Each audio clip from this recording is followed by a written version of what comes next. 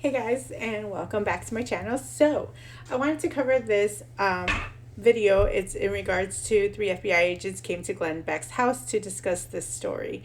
This is from BlazeTV, and I thought this was one of those good stories to kind of go over, especially because it has to do with one of our other favorite topics, which is Antifa. You know, they like to say that it's not real, it's just an idea, blah, blah, blah. But we all know the truth. We ain't stupid, you know?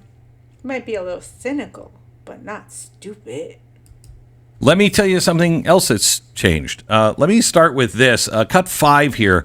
Here are the new talking points for the media on Antifa. Listen to this. There's no Antifa. This is an entirely imaginary organization. There is not an Antifa. Like, I don't even know what Antifa is. There is no group. It's not even like far-right groups like the Proud Boys and Oath Keepers. Compared to right-wing extremists, Antifa-linked violence is rare and limited. It isn't an organization. It is in many ways mythology. It's not like the Proud Boys or the Oath Keepers, you know, sort of defined terrorist organizations with leadership that leads violence. It's not a highly organized movement. It's a moniker. It's not a unified group like the Proud Boys are. Things like Antifa are things that. I love when they do these little montages. I don't know if you guys ever came across them before, but Steven Crowder has done it, and I believe Tim Pool, maybe the Hodge twins. But when they purposely put like these video up and they'll have them all saying the same dang sentence in like lockstep, it's insane. They're thought up. It's all in this guise of going after Antifa, which is nothing. There's no organization called Antifa. Nobody's a member of Antifa because it doesn't exist. They are. And they wrote a book about it, just so you know. There was an actual person who created Antifa who wrote a book about it. Just declaring into existence something that doesn't exist. There is no Antifa organization, so maybe that's good for social media, but it really is non-existent. They exist on the internet in chat rooms and in 4chan and Discord and places like that, where they run discussion boards, trade tactics, documents, things like that. But none of them are called Antifa. What? I don't even know what they're talking about. I mean, you want to talk about living in a different world? But that's what's going around. Now, let me just tell you this. Last week, I did a TV show that apparently got the FBI's attention. The topic was initial investigation, a jumping off point, shattering the myth that Antifa just, it's just leaderless and decentralized. We thought, no, it's really not. So we dove in headfirst and we analyzed the Antifa network, and we went from the street thugs to the support groups, eventually to the funding. Okay. To say the FBI was interested in this might be an understatement. Let's just say the FBI is turning over every single stone. It is so clear to me that they are exploring all angles of this, and they are talking to anyone and everyone that can give them any kind of information. How do I know? Saturday, I get a phone call. The director would like to send over some agents to speak to you, Glenn. And I'm like, the FBI agents?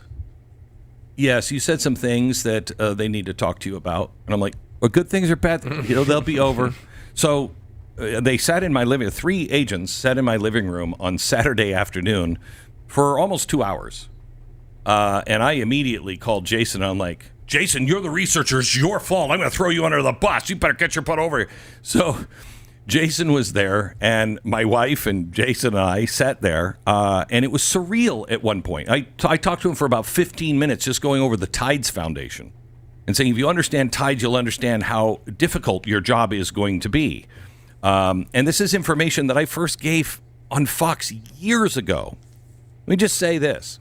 Finally, we have an administration and an FBI director that is willing to go in deep. Not surface, but deep. I can only imagine what we could have avoided if anyone in an administration would have done this in 2011.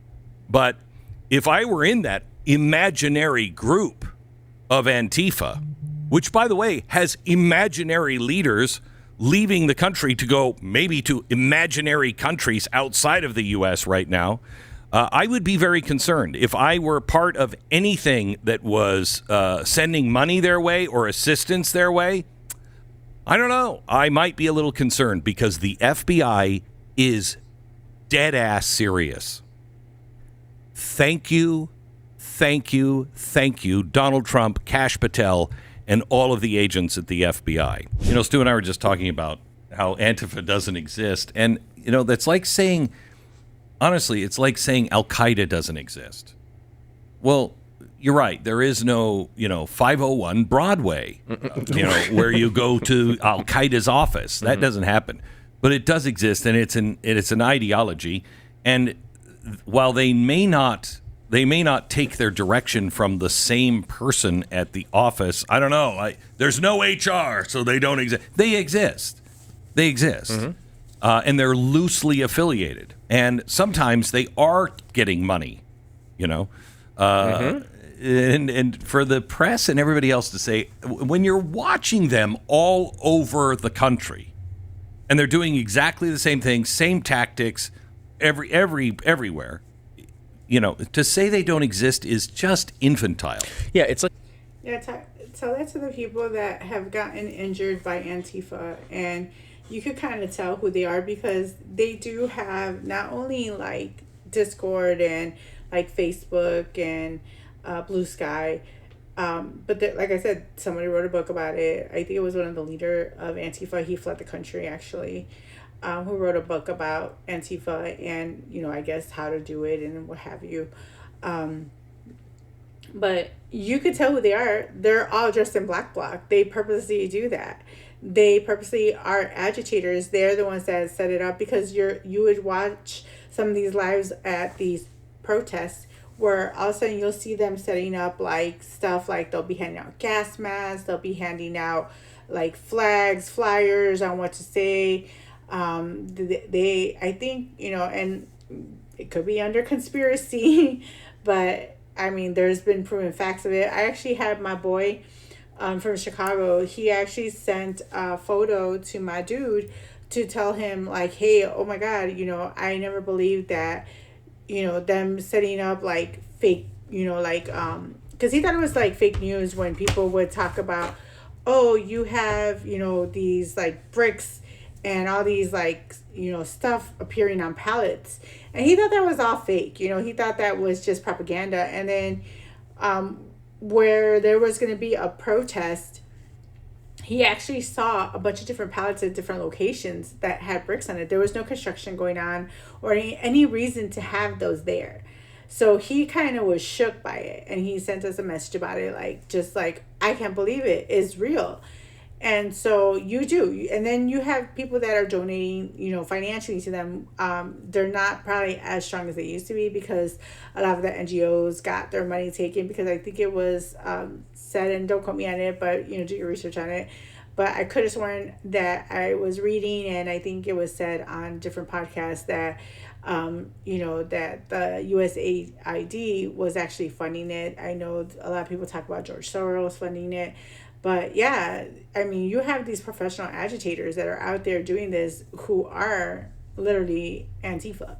Like, it's just a known fact. And Andy No is another person who had to deal with them. I'm pretty sure Nick Shirley and all these other real journalists that also ran into them as well. Okay, I don't know the word. There should be a word for this if there isn't. But it is a real point used in an intentionally dumb way to mislead. Is that malinformation? Yes. Is that what that is? Yes. Because it really is there's a real point there that they are disengaged from a centralized thing. This makes them more dangerous. It's how you had to deal with terrorist cells back in the day. However, they're using it in a way to make it seem like it's not a threat, which is not accurate. And they know it's not accurate, and they're trying to mislead people with a piece of true information. Why would you try to brush Antifa under the rug? I mean, it's just... So that's the video from Glenn Beck. And then I wanted to kind of just add this onto it because this kind of solidifies the rest of it. This is from Fox News. Threat to everybody. Ex-Antifa activist gives inside look into domestic terrorist group. So remember, all those people that he was showing that were saying like Antifa's not real, that's just an idea, it's fake news. Like, bruh, no, it is. Usually when people tell you, don't look over here, look over here, you know, or don't believe your lying eyes, kind of like when they were saying that there was no riots going on during the George Floyd protest, okay?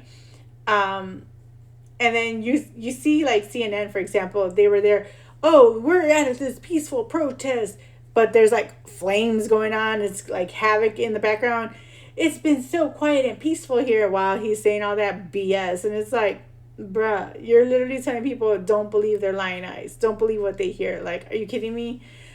Unfortunately, there are some, you know, stupid lemmings out there that believe the crap, but like the average person, you know, they know what's going on. You know what I'm saying?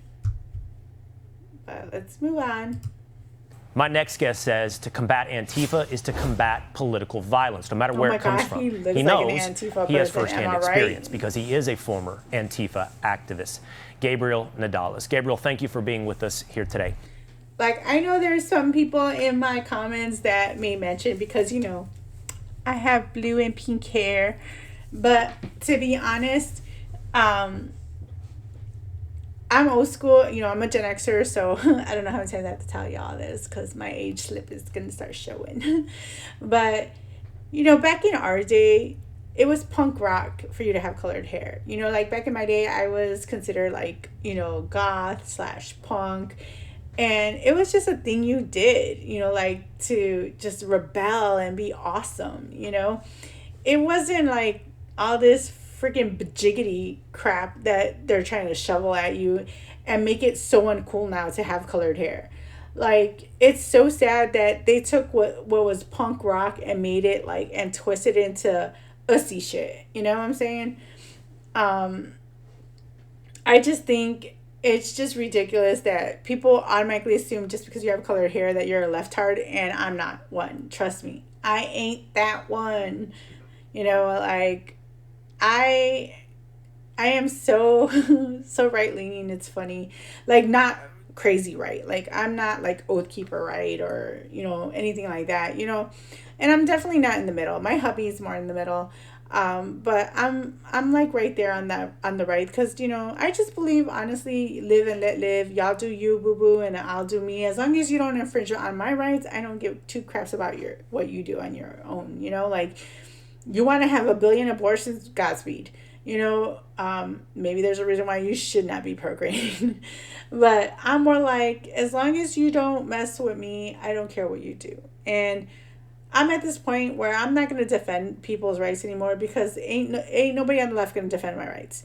I'm just saying, like, people just seem to judge me when they look at me, and either they assume that I'm automatically, because I'm brown, that I'm supposed to lean, you know, left. Or I'm not supposed to have like a mind of my own, and you know, I've been called, you know, racist and white supremacist and, you know, a maggot and blah blah blah, but I personally don't care, because you know, I've been talked about my whole life, so it didn't matter to me.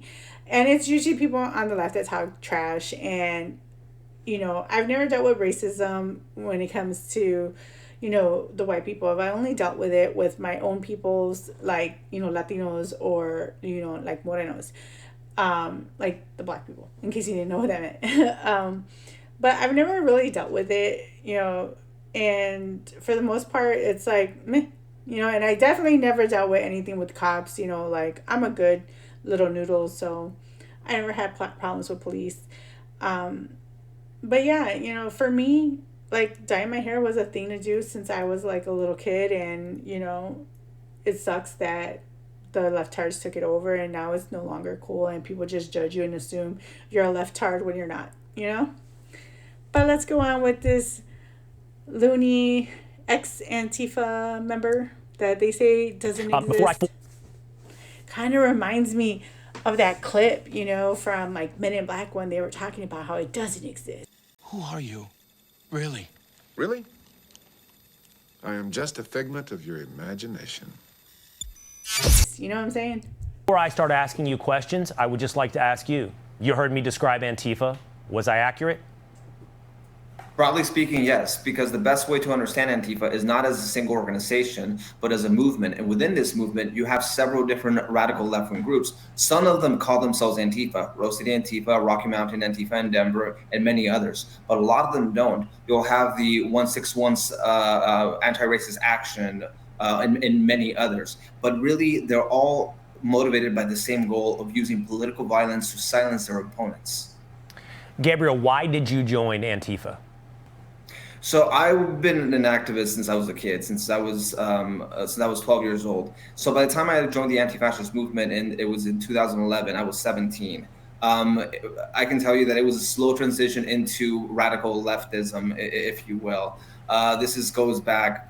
I was active in the Occupy protest riots. I mean, not riots, the protests in 2011, and a lot of those things back then, before Antifa came into prominence. But one thing that this should really be a slam dunk for politicians both on the left and the right, because Antifa hates Democrats and Republicans alike. But unfortunately, you have many people who refuse to acknowledge that this is a threat to everybody. Okay, I want to dig a little bit in a minute into the deeper parts of Antifa, but you give us something that we rarely see, which is a firsthand experience. So once you joined Antifa, what did you do? Were you one of the masked people on the streets that we see in these videos? Did you have confrontations with police officers? And I don't just ask you that accusatorily, Gabriel. I'm just curious at the firsthand experience of the broader behavior at large of Antifa. Sure thing. And when people wear the black mask, that's called the black bloc. And the purpose is a couple of different purposes, but one of them is to maintain anonymity among all of the people who are active in the protest. I had been wearing the black mask before, particularly in November of 2011, and as well as the Occupy protest. And I can tell you that I never personally engaged in any violence where I actually hurt another person. I was a kid back then, and there's a lot of people who don't necessarily do this. That being said, at the very least, this provides a lot of cover for people who do commit some types of violence, some of the more more direct criminal activity, because then they can go back into the group, into the herd. Just a few more questions, Gabriel. Why did you leave Antifa? Sure. I mean, I left Antifa in 2012-ish, around that time, just because I realized that it wasn't for me. I started learning more about libertarianism, conservatism, and realized that Antifa didn't care about fighting fascism. They really just cared about fighting people they didn't like. He's just lying. Right. And then finally, again, you have this firsthand experience. It's a bit dated, and Antifa, I'm sure, has evolved over time. But I'm curious, it's always described as a loose affiliation, decentralized. Are you telling me there's no formal organization structure, no leadership, no funding? How does one end up at an Antifa protest? They don't end up alone. They end up in groups with large numbers of people. How is that organized? So nationally and internationally, there's no one single organization. But that being said, it's like saying there are local activism, local groups that are organized and that do receive funding, whether it be from external social sources. It really depends. But I mean, you also have one of the more national ones is the Torch Anti-Fascist Network, which has chapters from Rose City Antifa as a member, many other are members. There is national organization, but it is decentralized at times. Okay, and I know that you do believe, I know that you said this, that this will help, what President Trump has done today, designating them as a terrorist organization. Yeah, I'm so thankful that Trump actually initiated them as a terrorist organization. So that's a good thing. That's one step in the right direction. But the problem is that are these lefty judges and lefty AGs actually going to uphold the law? Because that's the problem we're running into right now, is that Trump is doing all these wonderful things and the judges are just purposely stopping them. And Chuck Schumer had actually said that if they didn't have the numbers in the Senate and the Congress, that's why they put these judges there in that place, because they were going to try and find ways to impede Trump from being able to do anything. So that's also something you should think about. So even though we have this and we're, Trump won, it's like they're still stopping him. And how is that unfair? How is that fair? I mean, it's like we're barely not even a year in yet. And we still have 3 more years to go. So I don't know. It's getting a little insane here. But let me know your thoughts in the comments below. Do you think that Antifa is real? And if you do, what do you think, or how do you think the Trump administration should handle this? And if you don't think it's real, then let me know as well. Like, why don't you think it's real? So, you know, it's good to kind of see both sides of the coin to know where everybody's thoughts are. But thanks for watching, guys. Don't forget to like, comment, and subscribe. And don't forget to hit that notification bell. Till next time, guys.